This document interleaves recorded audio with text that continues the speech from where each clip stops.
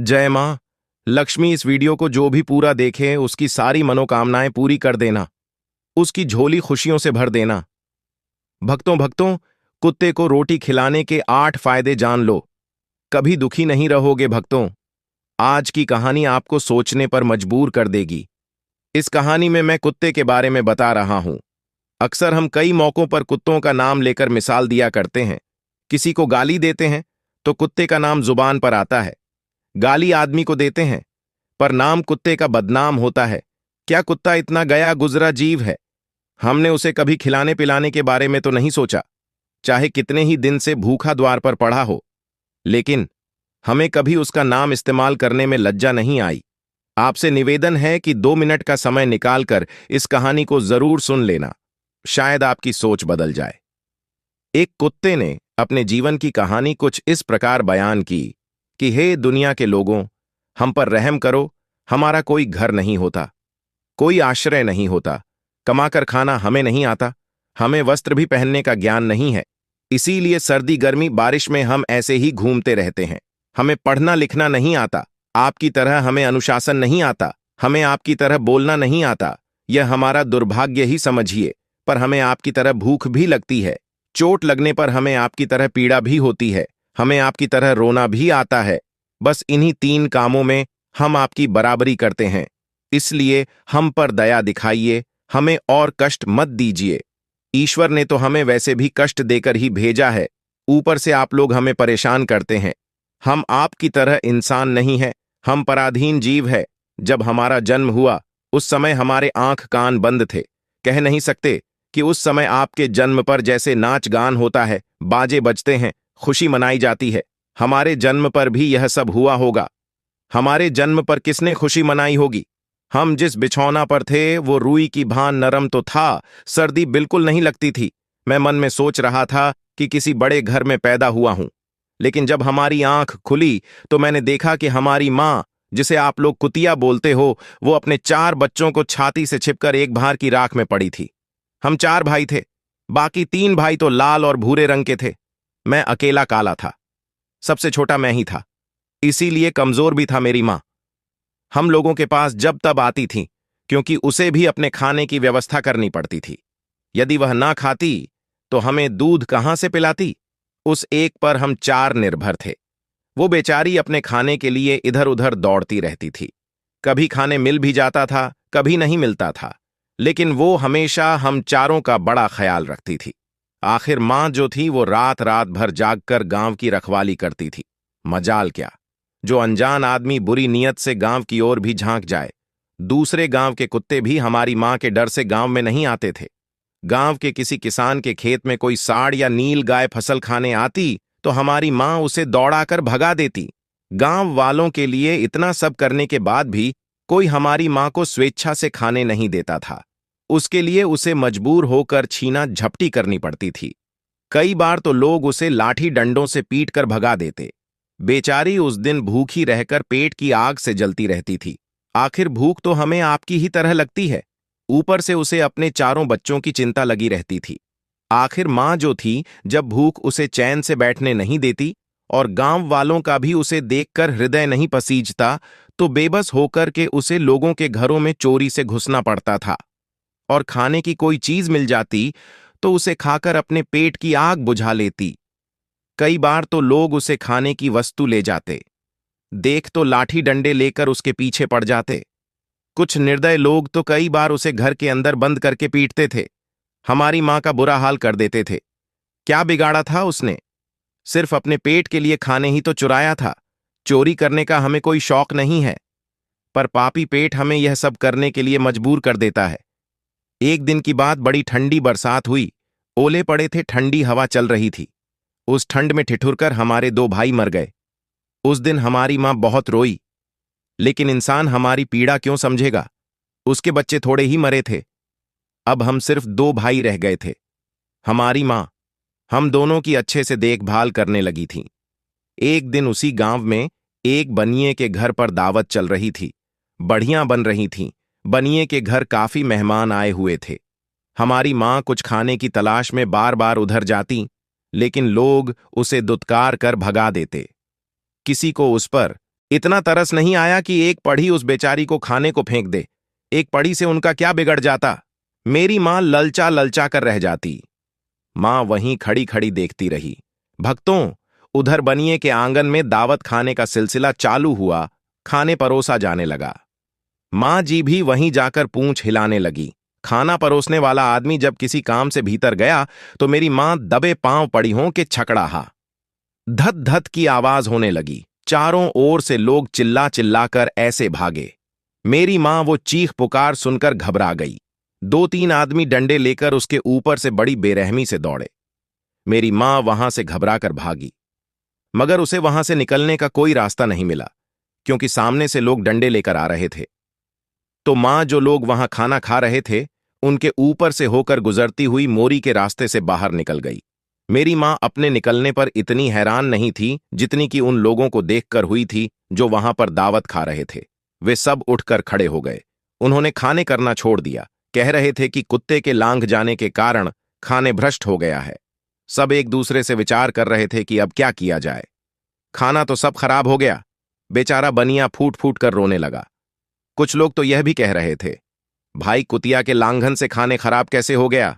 उसने खाने में या पतलों में मुंह थोड़े ही डाला है, सिर्फ ऊपर से निकल ही तो गई है। लेकिन उनमें कुछ लोग बड़े घरों से ताल्लुक रखते थे, उन्होंने एक भी नहीं चलने दी। कह रहे थे कि खाने तो भ्रष्ट हो गया, यह हमारे खाने के लायक नहीं है। आखिरकार उन्हीं की बात मां मानी गई। अब तो वो सारा खाने गरीबों में बांट दिया गया। उस दिन तो मेरी मां को खूब पेट भर के खाना मिला था। ऐसा सुख उसने जीवन में कभी नहीं पाया था, लेकिन वह सुख उसके लिए बड़ी मुसीबत बन गया। वो खाने करके वहां आराम से लेटी थी, लेकिन उतने में वो बनिया डंडा लेकर वहां आ पहुंचा और उसे बुरी तरह से पीटने लगा। उसे बाहर से भागने का भी कोई अवसर नहीं मिल पाया। डंडों की चोट से वो बुरी तरह चिल्लाने लगी। मां का विलाप सुनकर पत्थर भी पसीज जाता, पर उस निर्दय को उस पर जरा भी रहम नहीं आया। वो उसे कठोरतापूर्वक पीटता रहा। मां का वो आह का शोर पूरे गांव में सुनाई दे रहा था। तब कुछ लोग आए और उसे समझाकर बोले, भाई जाने दो, भूख में तो आदमी की भी बुद्धि भ्रष्ट हो जाती है। वो तो एक पशु है, उसे अच्छे बुरे का क्या ज्ञान? अब उसे मारकर आपको क्या मिलेगा? जो होना था सो हो गया। लोगों के समझाने के बाद उसने हमारी मां को पीटना बंद किया। मां ने आकर सारी कहानी हम दोनों भाइयों को सुनाई।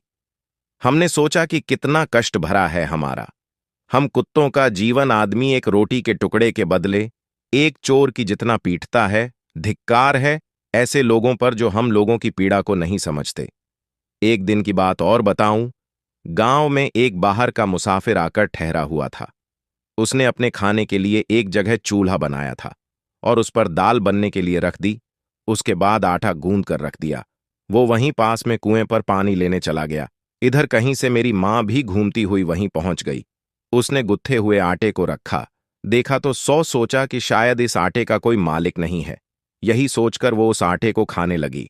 उधर राहगीर ने कुएं के पास से देखा कि उसका आटा एक कुतिया ने आकर खा लिया है, तो वो बड़ा दुखी हुआ।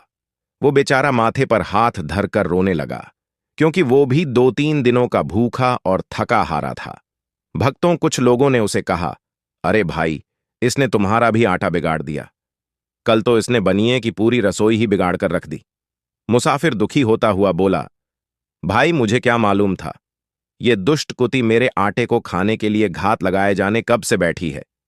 मुसाफिर ने, आप देखा ना, ताव लाठी लेकर कुतिया के ऊपर टूट पड़ा। मां उस आटे को ठीक से खा भी नहीं पाई थी, पर उससे ज्यादा की उस पर लाठी बरस गई। महीनों तक मेरी मां लंगड़ा हुई घूमती रही। तब उस दिन समझ में आया कि आदमी कितना खुदगर्ज है। हम उसका कोई कार्य करते हैं तो भी वह हमें नहीं समझता। हमारी कमी यह है कि हम उन्हीं मतलबी इंसानों के अधीन रहना चाहते हैं, जो हमें कष्ट देता है, जो हमें प्यार से खिलाता है। हम उसके कितने काम आते हैं यह उन्हें नहीं पता। उसके घर की रखवाली तो करते ही हैं, साथ ही साथ और भी बहुत सारे लाभ हैं जिन्हें इंसान नहीं जानता। यदि वह हमें रोटी खिलाने के फायदे जान जाए तो बहुत से अपने जीवन में होने वाले नुकसान से बच सकता है।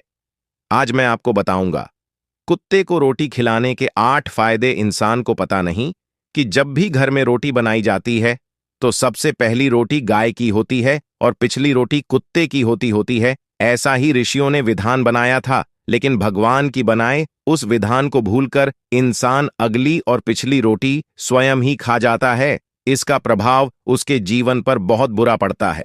आइए जानते हैं कुत्ते को रोटी खिलाने के वे फायदे। मित्रों, कहते हैं कुत्ता वो प्राणी है जिसको रोटी खिलाने से मनुष्यों के जीवन में पड़ने वाले ग्रहों के दोष भी दूर हो जाते हैं। पहला फायदा है कुत्ते को रोटी खिलाने का कि कुत्ते को रोटी खिलाने से शनि का नकारात्मक प्रभाव कम हो जाता है।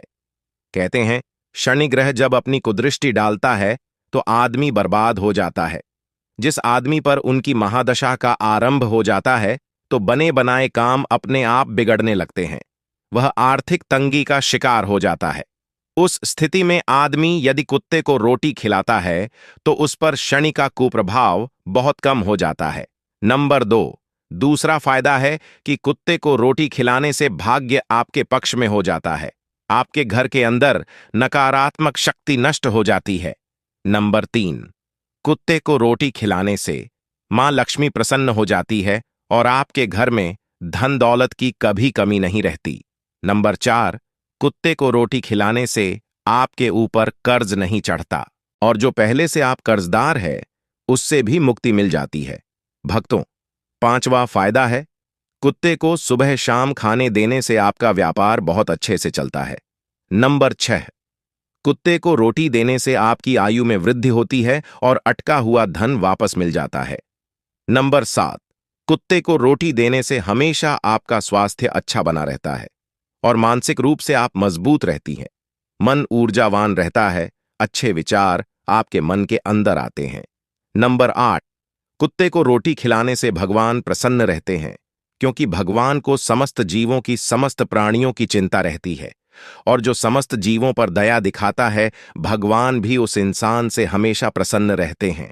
भगवान की कृपा सदैव उस परिवार पर बनी रहती है जो इन मूक पशुओं पर दया दिखाता है और इसके विपरीत कुत्ते को मारने पीटने वाला इंसान दरिद्र होता चला जाता है।